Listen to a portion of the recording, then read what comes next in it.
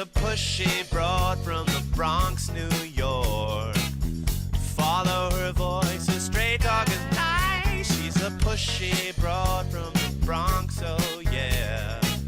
Don't be surprised if you wanna listen twice. Make decisions, find the right choice. Know yourself better, find your own voice. It's okay if you need help today, cause everybody needs a little push. From the pushy broad from the Bronx, New York.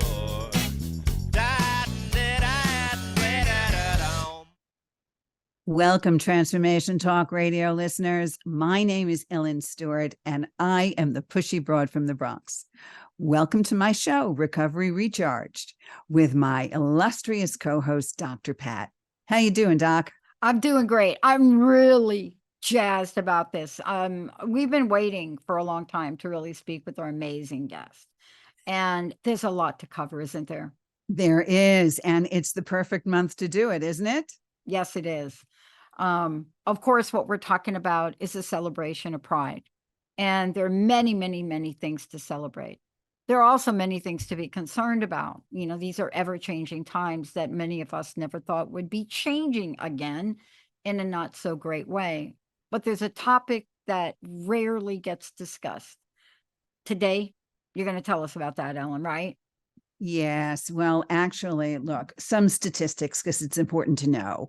According to the National Institute of Health, people who identify as LGBTQIA, they often face social stigma and discrimination and challenges that are not normally encountered by people who identify as heterosexual. And one of those challenges can be an increased risk for behavioral issues, including substance abuse. And we want you to know that we have answers for you. We have a clinician here. We'll talk about it. There is help out there for LGBTQ people suffering with substance misuse. And this is our guest today from the very famous Caron Treatment Centers, which is an internationally recognized treatment center that is located in Pennsylvania, Florida, and Atlanta. They've been around for nearly 70 years, and they have a special LGBTQIA track that our clinician, Bethany Franklin, is going to tell us all about. And right before I bring her on, let me just give you her credentials. She is a lead family therapist at Caron Treatment Centers. She's a therapist specifically in the LGBTQIA program at Caron. And she is a licensed clinical social worker, a certified advanced alcohol and drug counselor, and a rainbow clinical specialist. She provides services to family members, patients, and LGBTQIA plus individuals at Caron. We are thrilled to welcome to our Pride show today, Bethany Franklin. Good morning, Bethany. Good morning, and thank you for having me. You're welcome. So let's start from the beginning. Let's talk about just some of the basics because people may know, but they may not know. Let's talk about the creation of the program and specifically, what do the letters LGBTQIA plus mean and stand for?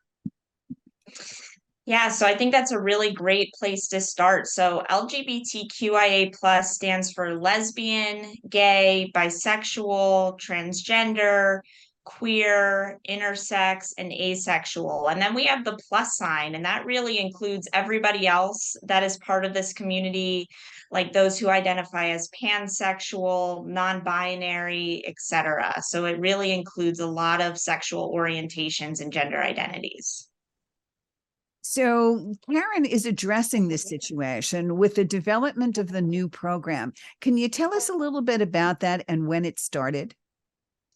Yes, so we have had a Pride group at Caron for many years, and patients were asking for more services. We saw a need for more services. So about a year ago, we started it in June 2022. We developed a program. It's a track that includes 3 extra clinical groups a week, off-campus LGBTQIA meetings, alumni speakers that come in to speak with patients from this track, and individual support and family support for these patients as well. It's absolutely inspirational. Did Karen have a specific reason for developing this program? How did it come to be? So it started with patients really appreciating their time that they had with each other in that one group a week. And they were asking for more time and for more structured groups around topics that were really important to them.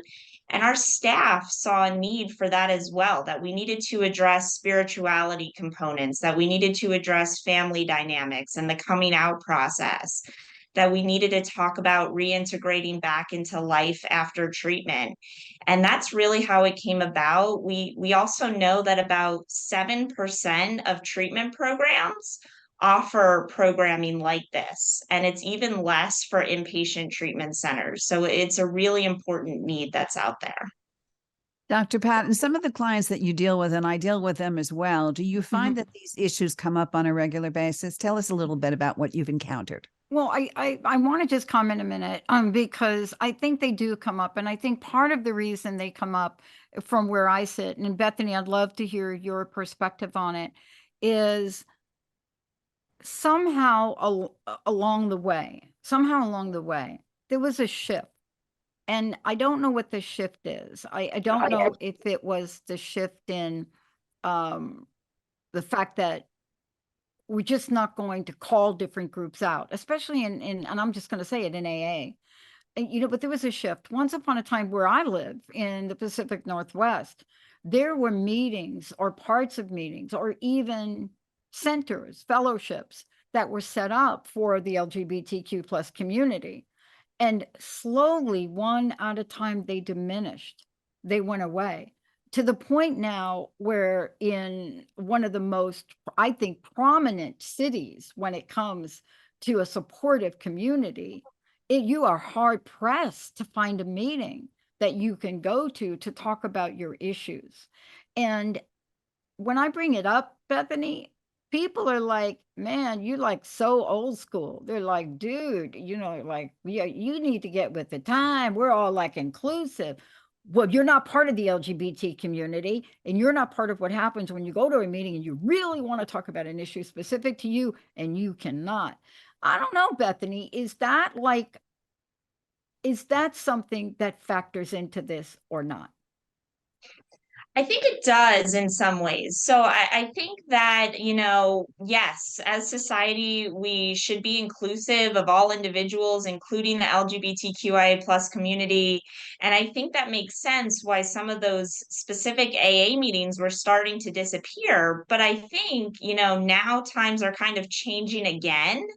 And, the Human Rights Campaign just declared a state of emergency for this Yep. community. And I Yep. think that we still need these safe places and spaces for this community to talk about specific issues that they're having that maybe a heterosexual or cisgender individual just isn't going to understand completely. Yeah. I mean, what you're doing is so very, very important because who here doesn't understand the absolutely destructive nature of being silenced? Anybody here want to talk about that? What happens when you're silenced? I mean, you nailed it. We're hearing it. We're seeing it in the news. We're seeing it in certain states. We're seeing it in the way people are treated.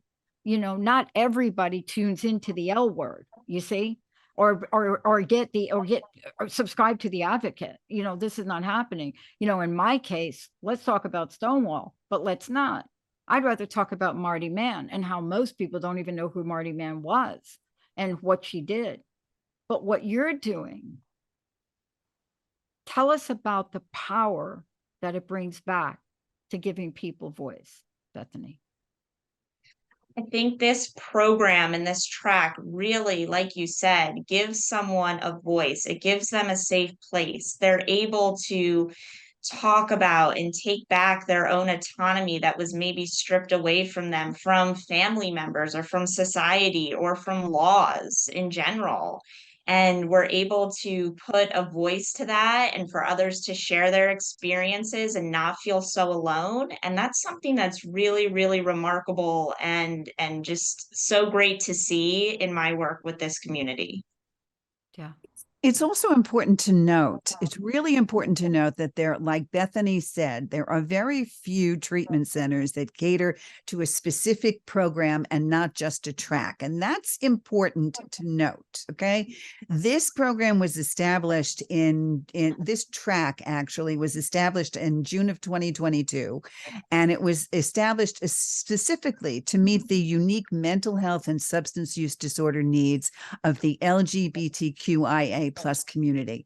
It's also important to know that Caron, Pennsylvania is the first treatment center in the US with the distinction of having qualified ITAP certified rainbow advocate educators, which is a really important distinction for this community. Wouldn't you say, Bethany? Are you proud of that? I am so proud of that. We went through many, many hours of training with ITAP. A lot of the therapists here on this campus are now trained as Rainbow Advocate educators and also Rainbow Advocate clinical specialists.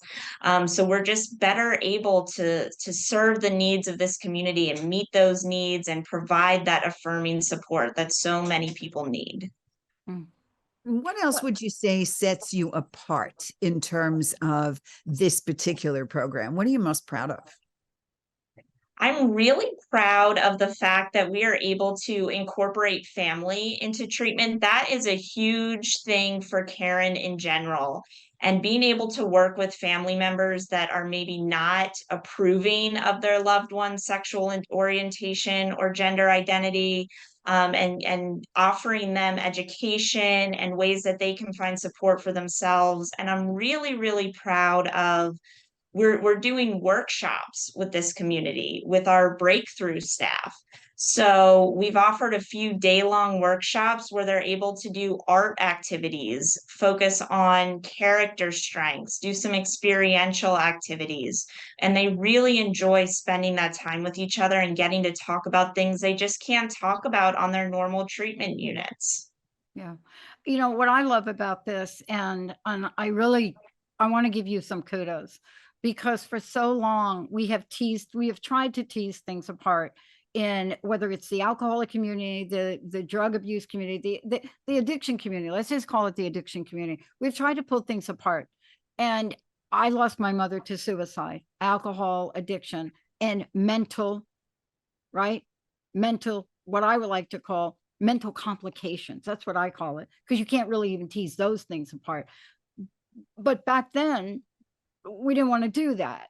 You know, back then, let's not address the fact that you put her on prescription drugs, and then she drank, and then all of a sudden you classified her. But see, what you did is, when I looked at what you treated, and I went in and I took a little deep dive in that, you're not holding people hostage. And what I mean by that is you're not forcing people to not come forward and be authentically true about what's going on. You're giving them a freedom. And your treatment, I went through and I looked at what you were doing. And I mean, you had me at brain mapping, right? You had me there, but then you really had me when you got me down to neurocognitive services.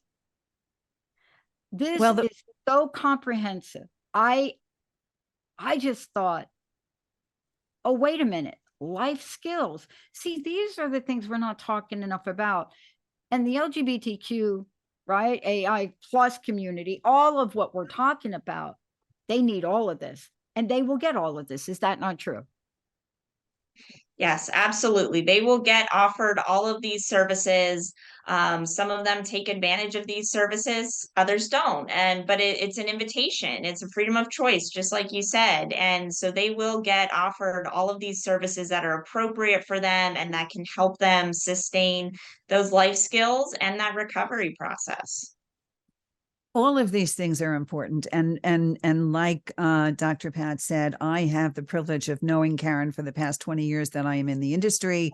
Karen is the gold standard, the industry leader, which is why I ask for many clinicians and doctors from Karen as a major contributor here on Recovery Recharged, certainly setting their sights apart. And now with the inception of this new track, it is extremely detailed. But let's get to the nitty-gritty. People want to know, heterosexual people, LGBTQIA people want to know, what are the biggest issues that this section comes to you with, these particular individuals encounter when they're seeking treatment, and what issues are facing the community in general about addiction? So I think that stigma and discrimination are a huge issue, and sometimes those things even continue when someone enters treatment. So when someone's looking for treatment, they want to make sure that they're going to be safe, that they're going to be affirmed. And family rejection is a huge issue for this community. So our largest population of homeless youth in this country is the LGBTQIA plus community. Yeah. And a lot of people just have concerns. Are they going to be safe? Are they going to be able to relate to their peers in treatment? Is staff going to respect their pronouns, their gender identity? And some treatment centers do better with that than others, unfortunately. So I think those are some of the top barriers that these individuals encounter. Another thing is part of the LGBTQIA plus community is this culture of dating apps and hookup apps. And a lot of times substance use is promoted on those apps, and the partying scene is part of being, with this community. So we have to kind of tease those things apart and integrate that into treatment as well, how we're going to navigate those things. I completely understand. And I see those issues in the clients that come to me all the time. Isolation, fear of being rejected, and most of all, fearing of being accepted by their families. So how is Karen handling that family situation? Tell us a little bit about that treatment program. So all families are offered the opportunity to be a part of the family education program in general. But if we find that a member of this track has a family that's really not supportive, or maybe they're not out to their family yet and they fear that they'll be rejecting, we will do a little bit extra work with that family and talk about with that patient, are they ready to come out to their family yet? What do they need in terms of support from their family?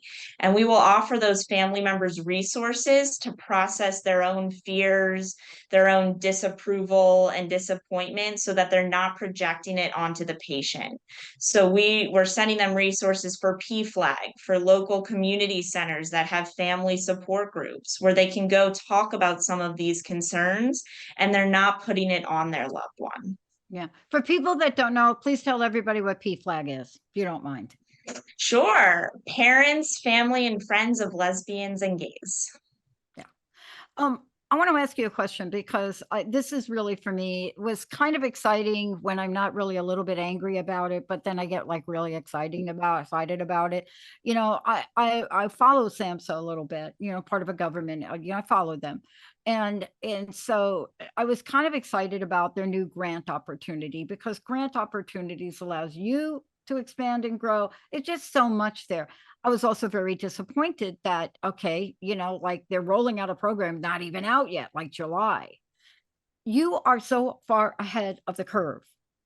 What I mean by that is, when our government, or a GOV, let's just call it a GOV agency, for lack of a better word, is just catching up,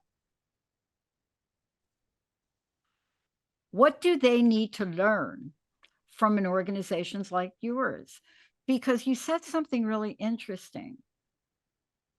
If people choose to be part of it.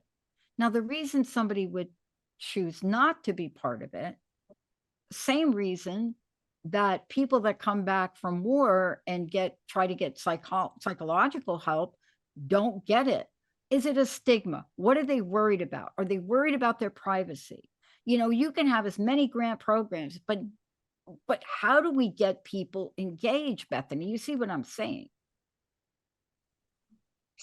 I think that a lot of their hesitation is sometimes that stigma. Will their peers find out that they're engaged in this group? Who are they going to see them talking to? And they have a lot of concerns about that because of their past experiences with stigma and discrimination. So that's where we come in and do these individual consults and one-on-one sessions if they're not ready to join the groups, or if they just need that additional support, and provide that encouragement to just dip their toes in the water a little bit and check out a group, or maybe it's just going to the off-campus AA meeting, because there is sometimes that hesitation, or they're just not ready.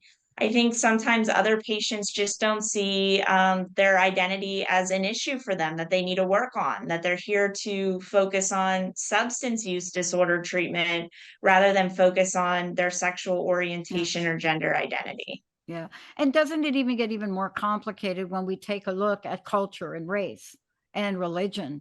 You know, I work with some young women who have religions that I absolutely abhor this. Any conversation about alcohol, but then put that together with being a part of this community. They are so closeted in their own, they are trapped in their own cultural prison, and they just don't know where to turn, right? Because it isn't a one size fits all. Every culture is different. Wouldn't you say that, Bethany? Yes, absolutely. And we're not going to be able to meet the needs of every single culture, but we can start, we can try. But like you said, every culture is different and every culture has their own needs. So just to make it clear, if one identifies as LGBTQIA plus, that doesn't mean that they have to go into your track, correct, Bethany? They can choose to do whatever they want? Correct. So it's an invitation. We tell them about the track, we give them information on it, and we invite them to be a part of it. Sometimes they're resistant at first, and then they'll join later on in treatment. Some people join right from the start. So it's always an invitation. Can you give us an idea what the staff to patient ratio has been in this track since it's opened? Yes, so we've had at our most about 15 patients in the track at one time, and we've had about 210 total over the past year. And we have about 5 to 10 dedicated staff members for this track, in addition to all the other staff members on campus. That's wonderful. And of course, we're talking about 18 years of age and over, correct? Correct. Yes, 18 and over. Okay. So based on the groups that you have already encountered, can you give us an idea of some of the major issues? I mean, what's the number one thing? What do people say to you? A lot of people say, I think the number one thing is I just don't feel comfortable being out to my peers on the unit. I've lived in settings before where I've faced a lot of harassment, a lot of discrimination, and I really want to talk about my relationship in group, but I don't want people to know that I have a boyfriend. I don't want them to know that I'm married to a woman. And so this track provides an opportunity for them to process through some of that. But it's a lot of concerns about that self-disclosure that we hear. And also just, it brings up a lot of old trauma and old discrimination that they may have encountered during the coming out process to friends and loved ones as well. Don't you think that's also, can I ask you, don't you think that's also exacerbated by the latest state of events? I don't know what to call it. I'm going to call it latest state of events. Let's just call it that. But you understand what I'm saying? I mean, we went from, go back a couple of years ago, we went from feeling really good, you're right, getting married, right, to now, I don't even want people to know. I mean, how quickly, don't you think that environmentally, and I'm just going to talk about the United States, right here, there has been a drastic, sharp change in acceptance. Yes, absolutely. It like you said, it's been very drastic, and we're seeing more and more legislation popping up in states trying to take away rights from this community, especially the transgender population. Oh, yeah. And it really, really contributes to a lot of that guilt and shame and internalized homophobia and transphobia that folks are going through. Yeah.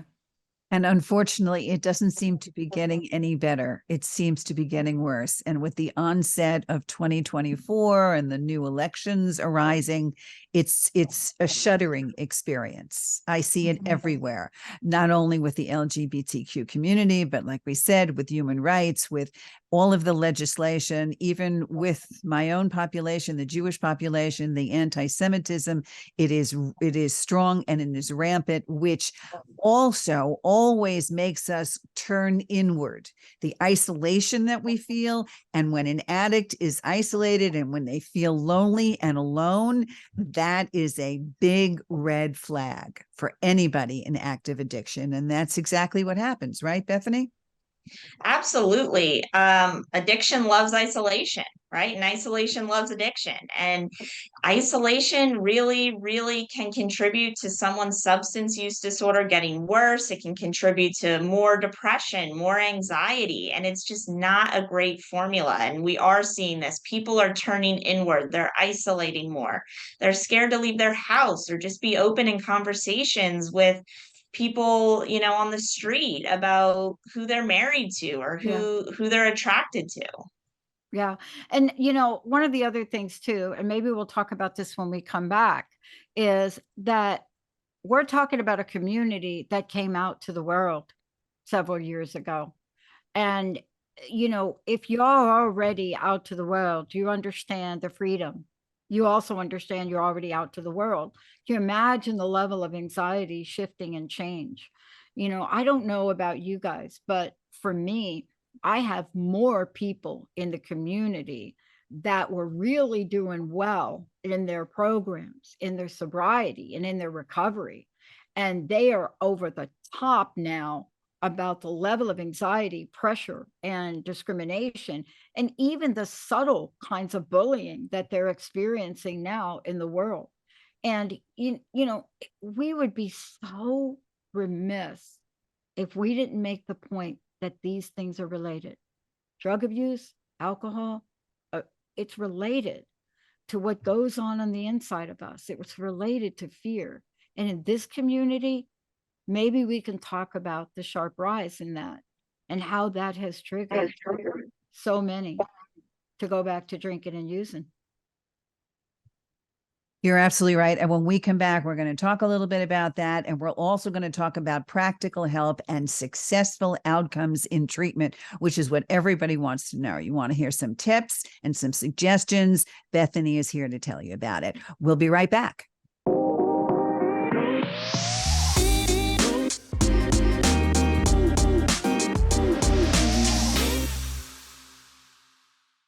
Welcome back, Transformation Talk Radio listeners. I'm Ellen Stewart. This is Recovery Recharged with my illustrious co-host, Dr. Pat, and we are talking about Pride Month and LGBTQIA plus issues in recovery. And now we're going to get to the really good practical stuff. I'm here with my guest, Bethany Franklin, who is in charge of the LGBTQIA track at Caron Foundation Treatment Centers in Pennsylvania.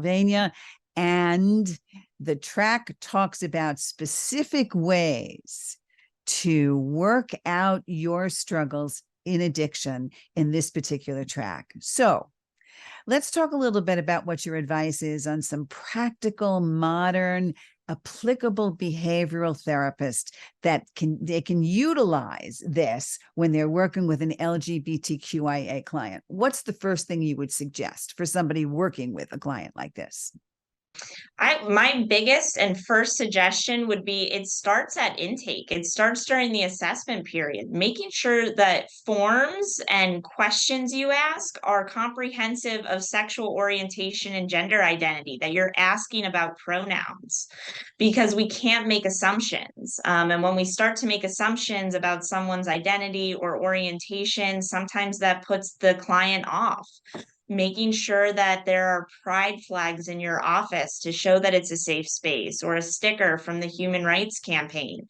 Those things can be very powerful and are just very subtle symbols to someone that you're a safe therapist, that you're affirming, and that you're able to best treat them. And if you are part of the LGBTQIA plus community, and this is a very special month for you, what kind of advice do you give people out there that are struggling in this particular community? How should they handle this month? Should they be, how do they get out of being isolated? Give us some practical tips. So, like you said, it is Pride Month. There are so many Pride events going on around the country, so many parades and shows and things like that. I would say just challenge yourself to put yourself out there, to start to attend some of these things. Maybe you go with a close group of friends that's really supportive. And if you start to realize that you're struggling or having some anxiety about it or struggling with substance use, maybe that's when you turn to a recovery coach or a therapist to help guide you through some of that.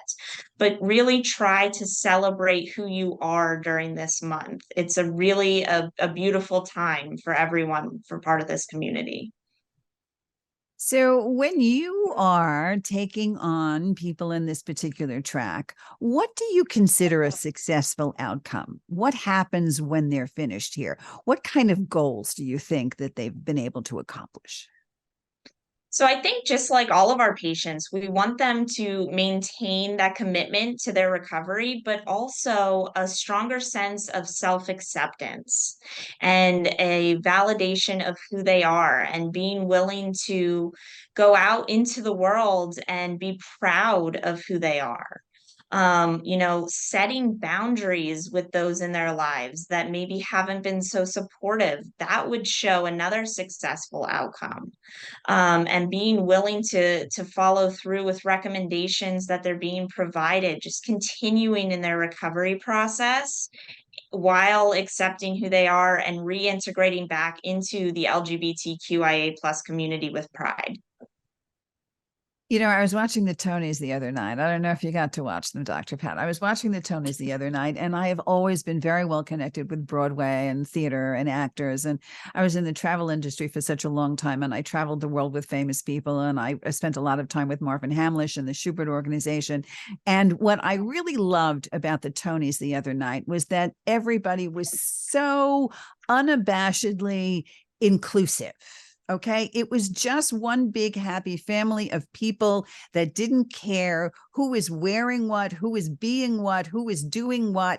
And actors were judged on their performances and not who they are or what their gender identities were. And I think that we all should take a big lesson from the Tony audience and the Tony community, because I think this is a way to become all inclusive. And Bethany, what you said is right.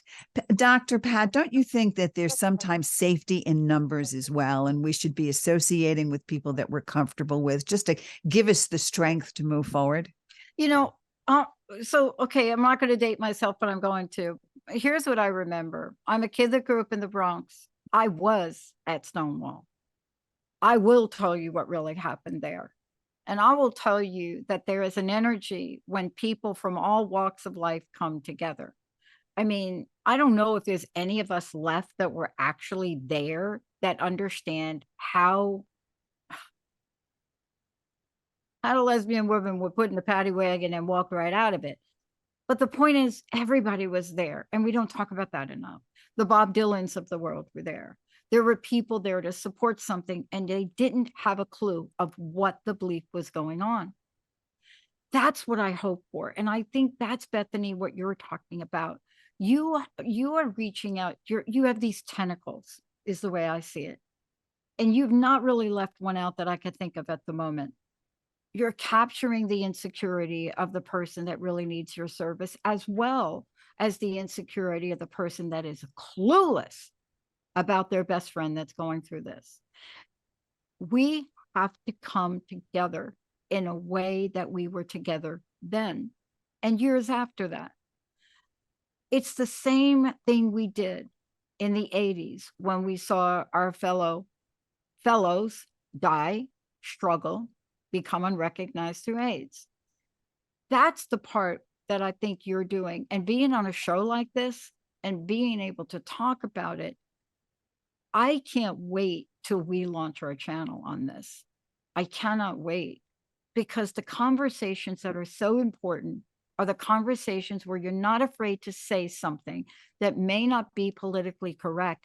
And I think we've gone too far in that direction to just be afraid that if I don't refer to you correctly, well, look, if I don't refer to somebody correctly, I'm going to say, my bad, I apologize. But if we can't come together and have a conversation with why what you're doing, Bethany, and why Karen, what everybody is doing is so important, and not be afraid to show up, we're not going to give the people that really want to come through the doors permission to not be afraid. Do you understand what I'm trying to say? We have to stop being afraid of every word we say, everything we do, and help people experience confidence, courage. What do you think about that, Bethany? Absolutely. I think you're exactly right. We have started to become afraid of, offending somebody. And I think that in order to best help somebody, we're going to make mistakes. Professionals in the field are going to make mistakes. Loved ones, peers, they're going to make mistakes. And we simply apologize and we move on from that and we learn from that. And I think that, like you were saying with Stonewall, being this strong community is something that I think sometimes we start to slip away from as members of the LGBTQIA plus community. We need to get back to that. That peer support and that solidarity is extremely important, especially in recovery for someone struggling with addiction. Yeah. And I'll tell you what, that's why I am I can't even express what I'm feeling in the halls of AA, NA, all the A's, to say, please, people, we have to get back to this. We have to get back to giving safe space for people in multiple communities, NA, LGBTQAI plus communities, to come into the rooms and be into the rooms with the people in their community to say things that, you know what, you just may not understand. And we have to get back to that. And then people call me a separatist. I'm not even sure I know what that means. Ellen, you're going to have to school me on that. That's so ridiculous. That's a joke, right? With you, that's a joke. Well, here we go. I'm sorry. The Tony Awards. Who won a Tony? Jodie Comer wins a Tony. Why am I bringing her up? What was her character in Eve? What was her character? Well, who did she play?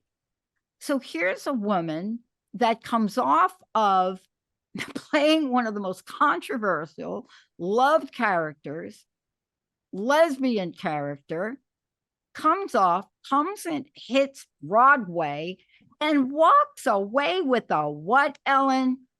Tony. Walks away with a Tony, but I am talking about the first transgender person to win a Tony. Exactly. That by far was absolutely, I mean, I was standing up on my bed, jumping up and down, okay, because this person was fantastic when they were in Glee, and they just did an absolutely sensational job. And I was just thrilled by how open everybody was. There was just an open outpouring of love and affection. Everybody got a standing ovation. Everybody had a wonderful time. Everybody thanked everybody for everything. And I just thought it was just a little microcosm of the way things were before all of this other stuff that is happening now that really scares me to death. Yeah. Okay. Yeah. Because like you, in many ways, I also come before. All right. I was a child of the late 60s, a child of the early 70s. I'm the one that's watching people burn their bras and burn their credit cards and turning around and saying, sex, free love, free everything, no worries about abortion, absolutely abortion rights. We fought for abortion rights and all of those things. So we fought for gay pride. We fought for all of this. And to see us now being so afraid to go back into isolation, and people our age now running away from it or cowering in front of it, or all of a sudden changing their opinion about stuff that they used to really go out there and fight for in the 60s, 70s, and 80s is a thing that is very saddening. That's why when Karen has the courage to do this, they should absolutely be applauded. Yeah, So because Bethany, we thank you. Bethany, can you update us? Because I don't think people understand the degree by which we're talking about addiction in this community. And, you know, and the cycle of it, because we're not just talking about a community, we're talking about a community that's suffering, you know, from a disease, not just a social disease like Elton John would like to talk about, but suffering from a disease and cannot get the help they need because what they're suffering from on the inside. How does this, the family system, all of this involved? How is this impacting? And isn't this really one of the fundamental bases you guys have come out so strongly in support of this community? Because you see the multiple layers of destruction that are happening, no? Absolutely. There are so many layers that are happening. Like you said, people are changing their opinions on things. Family members that were supportive before are not as supportive now. People are losing friends, they're isolating more, and we really have to start to pull people out of this, have them reintegrate back into the community, have them get that social support. And, you know, addiction is so rampant in the LGBTQIA plus community. I think it's something like you're 2 times more likely to develop an addiction if you're part of this community. And it's even higher if you identify as transgender. So, you know, and mental health needs, especially mental health diagnoses, go through the roof if you're part of this community. So we're just seeing more and more needs for the LGBTQIA plus community in terms of addiction support and mental health support as well. So tell us logistically, this track it lasts as long as a patient is in treatment with you. So it goes on 4 weeks or 6 weeks or whatever length of stay they're talking about? Yes. So they'll be put into the track if they'd like as soon as they come into the door. And then they're part of it. Usually about 4 weeks is average length of stay. But we also have an alumni pride support group that we offer once or twice a month. And they are able to join that on Zoom from wherever they're at for as long as they'd like to. And we have therapists that run that alumni group just to provide that extra layer of support once they leave treatment as well. So what happens if somebody is looking to come into treatment and they seem to be a little bit resistant? What would you tell them? You know, I would tell them that that's really normal, and I meet them where they're at, right? They have a lot of concerns about what treatment entails, concerns about how they're going to have to change their complete lifestyle and make huge changes moving forward. And I would point out behaviors to them that haven't sustained them, that just haven't been super helpful for them. And where do they want to be in life? And how can we start to make some of those changes? And you know, this is a small thing, but I would even set a small goal with them to just call a treatment center, to just talk to the admission staff and talk about their concerns, to talk to an alum that's gone through that treatment program, to just hear how it's benefited them before they make a decision whether they're going to go or not go. Just setting those really small goals and providing that encouragement and meeting them where they're at is going to be really, really important. Yeah.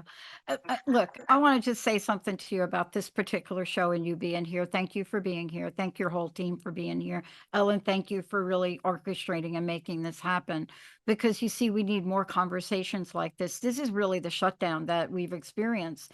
And, you know, I'm not going to point any fingers, but I will tell you that Ellen and I, even to be doing a show like this, as long as we've done it, believe me, we have gotten some blowback on this. Because how dare you come out and talk about, how dare you announce to the world who you are? How dare you admit that you may have 30 plus years of recovery? And I think we just, we cannot walk this talk and be silent. And you coming on here, we have to continue to raise our voices, right? Right? I'm not the pushy broad from the Bronx for nothing. Okay. It became a registered trademark because everybody said I was the pushy broad, so I decided to own it. And I said that to you 4 years ago, and now you know I have passed my 100th episode a couple of weeks ago in May. So we are going strong. We are absolutely going strong. And we are talking about the tough topics. And I was grateful to bring a recovery program to the first one, I think, to bring the recovery programming to Transformation Talk Radio Network. And now we're moving into a whole new network of recovery program and recovery programming, and I could not be happier. And it is people like Bethany and organizations like Karen who have the courage to continue forward. Yeah. How do we find out about Karen? What is the best way? So we have regional resource directors all around the country, and all of their information is on the website. And they do a lot of networking as well, to go to outpatient providers, to go to intensive outpatients, to even talk with family members. They are planning on being at some of the Pride events around the country as well, to have a table and just provide this information.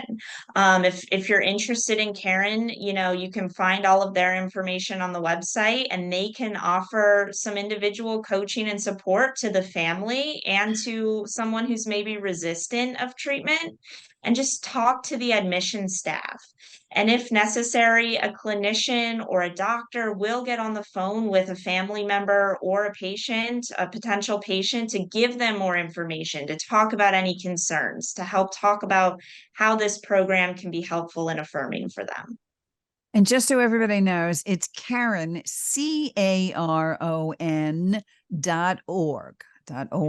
So that's important to remember. And as always, the Pushy Broad from the Bronx is here to help you and direct you to treatment centers all over the country, especially those that she knows quite well to be upstanding places like Karen.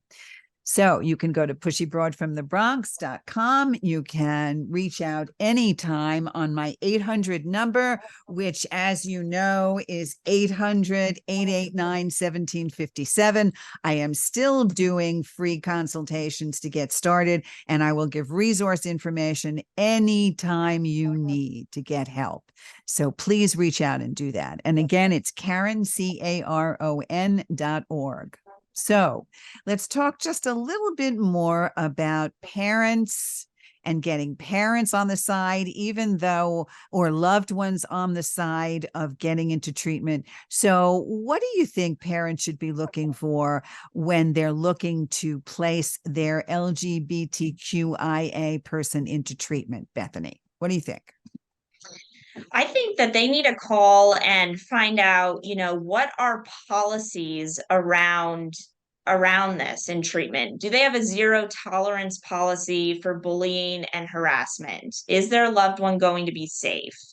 Do they put someone on a unit that matches their gender identity, or do they follow someone's sex assigned at birth? And I would call the treatment center and really find out more information, and they should be able to provide you details. There are some treatment centers that put a pride flag on their website and they say that they're safe and affirming, but when you start to ask questions, you find out that maybe that's not really the case. So I would ask specifics about how, the treatment center is going to keep their loved ones safe, how they're going to provide them services that are going to be able to meet their needs, and what are some of these policies around treatment in general. Can you tell me how Karen handled those questions? How does Karen handle that? Yeah, so we have a zero tolerance policy for any bullying, any microaggressions, any statements of hate or discrimination. If that happens, we might have to look at transferring someone to another treatment center, because we have to keep all of our patients safe. And I occasionally get on the phone with parents and with potential patients to talk to them about their own specific background and how can we help, and what are your concerns, and let's talk about some of those things. And then in terms of if we have someone that's non-binary or transgender, we put them on the unit where they would feel the most comfortable. So we typically put them on the unit because we are gender separate here. We have men's programs and women's programs, but if they're trans or non-binary, we ask them where they would like to go, and that is where they are put. Mm. And for a period of time, Karen was automatically putting those individuals in private rooms. But what we found was that they didn't like that because it led to more isolation. They felt othered and separated. So now we ask incoming patients, would you like a roommate or would you feel safer in your own room? And that's how we handle that now. And how is the general population reacting to this? So far, we've had very few issues since this track started. We notify all patients when they come into treatment that you may be placed with a roommate that is part of the LGBTQIA plus community. And if you're not comfortable with that, we'll find a solution. We won't give you a roommate that's part of this community, but we notify them that that might be a possibility. And they usually say, okay.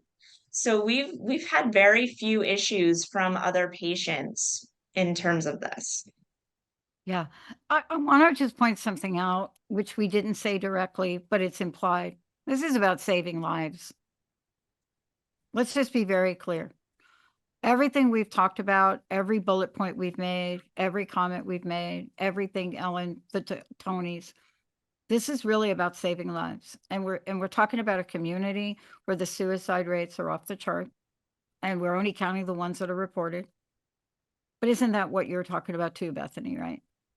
Absolutely. Absolutely. Everyone's life is valuable. And like you said, suicide rates are off the chart for this community. And we really do, everyone in society needs to do their part in keeping everyone safe and validate what someone is going through.